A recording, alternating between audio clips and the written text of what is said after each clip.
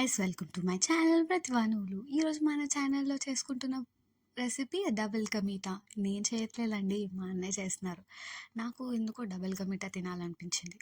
ఫంక్షన్స్లోనే ఎప్పుడు తింటూ ఉంటాం కదా, ఒకసారి ఇంట్లో ట్రై చేద్దామని మా అన్నయ్య చేయమంటే చేస్తున్నారు. నాకు పర్సనల్గా డ్రై ఫ్రూట్స్ నచ్చవు కాబట్టి ఓన్లీ కాజు ఒకటే రోస్ట్ చేసి పక్కన పెట్టుకుంటున్నాం.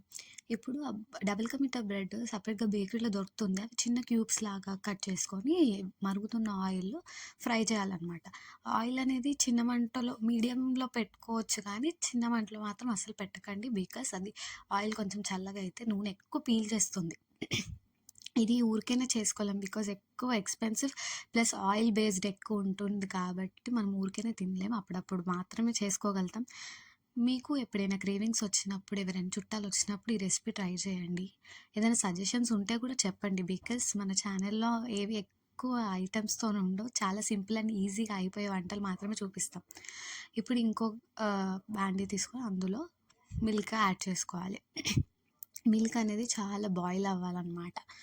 బాయిల్ అయ్యేటప్పుడు ఇక్కడ నేను మాత్రం అన్స్వీటెడ్ కోవా అని దొరుకుతుంది బయట.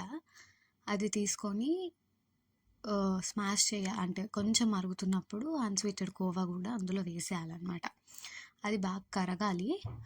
కోవా మొత్తం కరిగిపోయి బాగా మసలాలన్నమాట, అంటే బాయిల్ అవ్వాలి మిల్క్.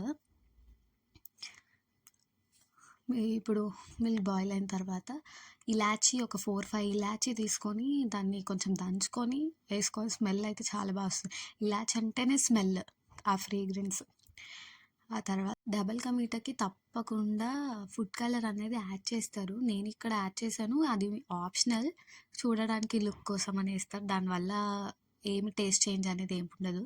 ఈ ఇలాచీ అందులో వేసేసిన తర్వాత ఇంకా మిల్క్ బాయిల్ అవ్వాలి. బాయిల్ అయిన తర్వాత ఇప్పుడు మనం ఏదైతే క్యూబ్స్ ఫ్రై చేసుకున్నామో ఆ క్యూబ్స్ అన్నీ మిల్క్లో వేసేసుకోవాలి.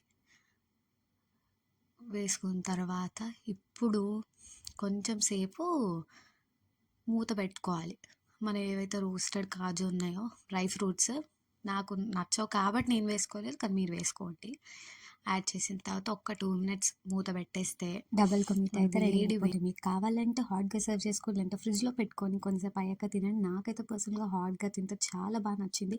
మీరు కూడా ట్రై చేసి ఎలా ఉందో చెప్పండి. Please like, share, comment, subscribe. Thank you for watching. Bye.